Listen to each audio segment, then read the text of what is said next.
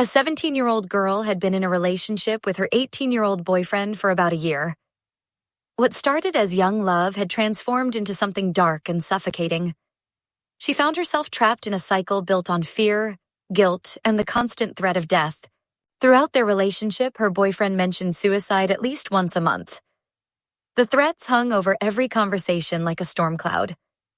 Sometimes he was kind, but other times he had mental breakdowns where everything became her fault. He would blame her for his problems, attack her character, tell her she was ruining his life. When they argued, the girl found herself apologizing just to calm him down, even when she hadn't done anything wrong.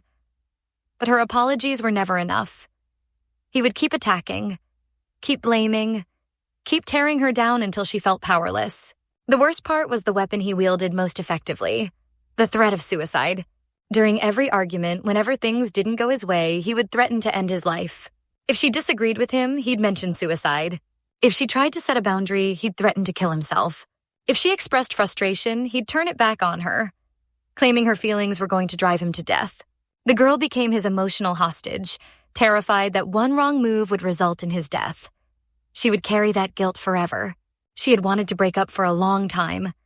The relationship was draining her, destroying her sense of self.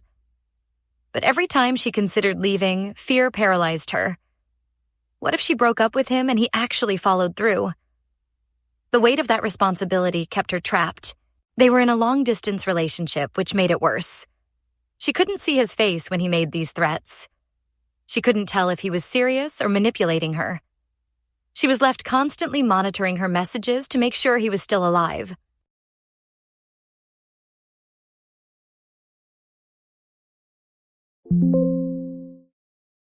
Recently, after days of arguing and the girl becoming more distant, pulling away because she couldn't take it anymore, he sent a message that made her blood run cold. He said he was going to his father's house to get a gun and shoot himself. He told her it was either he gets arrested or he ends his life.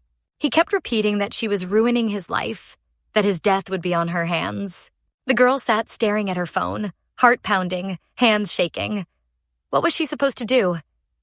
If she did nothing and he died, she would never forgive herself. She made the decision. She called the police. She explained the situation, the suicide threats, the mention of a gun, the immediate danger. The police took her seriously. They intervened. Later, they informed her that her boyfriend had agreed to go with them.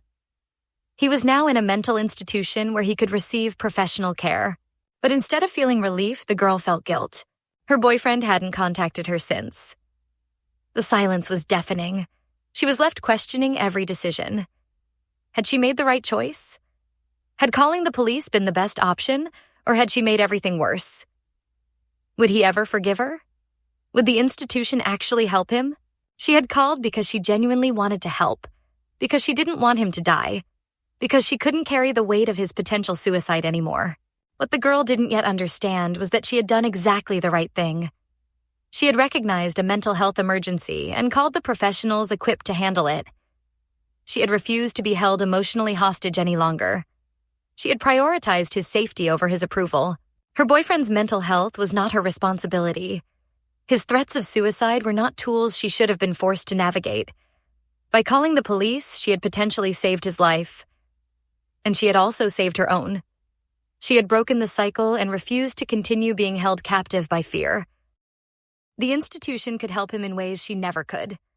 They could assess him, treat him, provide therapy and medication if needed. And now, for the first time in a year, she was free from the constant fear, from the guilt, from the cycle of threats and breakdowns. What do you think about this situation? Was the girl right to call the police when her boyfriend threatened suicide, or should she have handled it differently?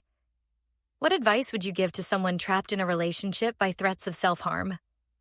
Share your thoughts and feelings in the comments below. Like, comment, share, and follow this page for more.